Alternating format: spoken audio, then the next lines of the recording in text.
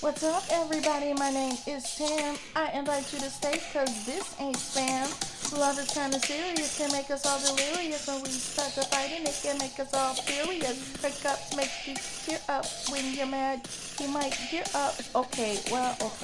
Uh, can anybody finish this rap? Yeah, I'm not really good at rapping. So, I think we'll just stick to the talking and okay, everyone, so I tried it. Some of you are probably failing at love right now, and if you are, you have my deepest sympathy, and if you're succeeding at it, you have my best crossed fingers hope that everything works out for you. But love is kind of this thing that we take a risk at. None of us are good at it. Just kidding. Some people are amazing at it. I think it's all about finding your right person, and then all of a sudden you feel like you have all the answers and you know how to make love work as you find this rhythm and you guys are just clicking. And a lot of people, they may not click in the beginning, but in the end, they are amazing. So, love is just this messy thing that we try to rap about and make a little spicy, and sometimes, let's face it, we tank at it. So I just wanted to give you a little few tips today, and some of the tips might be really good and some of them might be kind of suck like my rap did. But I'm gonna do my best from my ENFJ slant to give you some advice that you can use in your love life. And if you think this video sucks, then you might want to check out my book, Flip the Script on Love, where I was able to really sit and think and process and put some great things together. It's on Amazon. So, anyway, so number one, you have to take risk. You have to.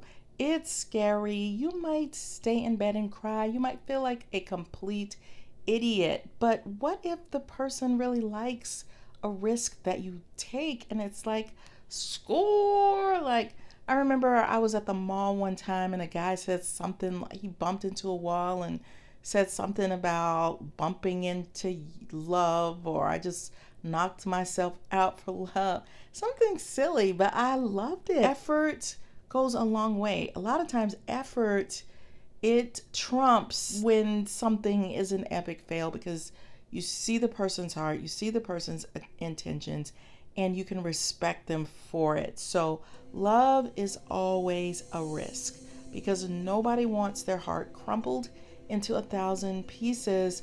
But the worst thing about love is when you didn't give it a chance, you didn't take a risk, and then you think later, gosh, that was the person of my dreams.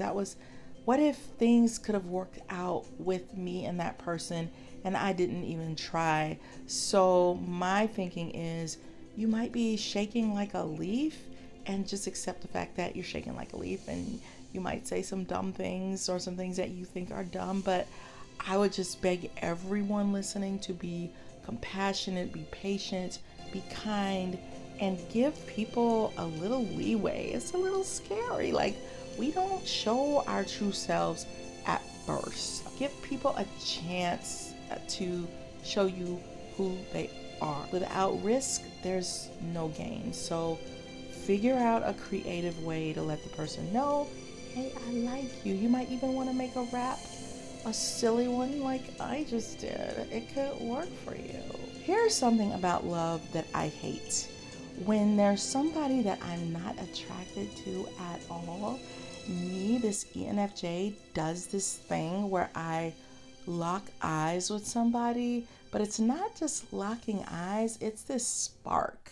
And I can tell that they think that I'm flirting with them, or that I'm telling them, oh, like, you're so hot. And the truth is, it's 9 times out of 10, it's a huge mistake, and I walk away just slapping myself like, why'd you do that? So I would suggest that if there's somebody that you really are digging, that you give them direct eye contact and you lock eyes and you do this little spark thing, or put that big cheesy smile on your face. I can tell you honestly, I feel like I've been through a lot, like a lot.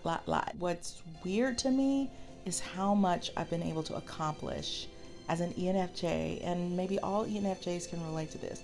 Like when I have been in my worst state of mind, I can get a buttload of things done. Like I can accomplish things and tasks that I never dreamed of. Sometimes love can also be just as daunting. And if we can accomplish things at our worst, then certainly we can find the courage to try our best when it comes to love. Love often sends people scurrying.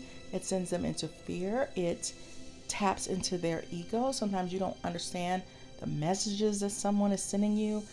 They could be so triggered by the feelings of overwhelming, this person's got me, like I can't control myself, and then they leave or they go ghost, and you think, oh my gosh, let me change my hair, let me change the way I walk, let me do some things differently. And it's not you. It ain't you, honey. It is the love potion that got in that person. So sometimes people can't handle how big and powerful this invisible thing that we can't see, we can only feel it, what it does to them. It's intoxicating. And then some people learn to ride those waves of intoxication. But there's a verse in the Bible that says something like, the heart is a tricky thing. Like you never know what it's going to do. And that is the truth. Like everything could be going great and then splat. Even if you've had some discouraging times, even if you failed at love, even if you've gotten your heart broken, dig deeper than you ever thought you could. And let's say you had one disastrous date, pick yourself up and try again. Even if it's that same person, maybe try to show them a different side to you. Look at the 5 love languages. Which one of those love languages can I do for this person before the date is over? How can you be different from everyone else? How can you be a creature unlike any other? You want to take that element and you want to apply it to love, even if it's the way you dress or that quirky little side smile thing that you do or the way that you rub your fingers through your hair. The main thing is we can't give up. Just like life is hard, we only get one of them, and so we have to live it without regrets. If your love interest isn't around, then the message for you today is prepare, prepare, prepare. Straighten up your house. Look at what the latest fashions are. What's a skill that you can develop? Maybe you want to wow the person with your great baking. I don't know. We want to bring our best selves. That person is going to be your focus. So you want to try to do things to not make you happy, but what can you do to make that person happy?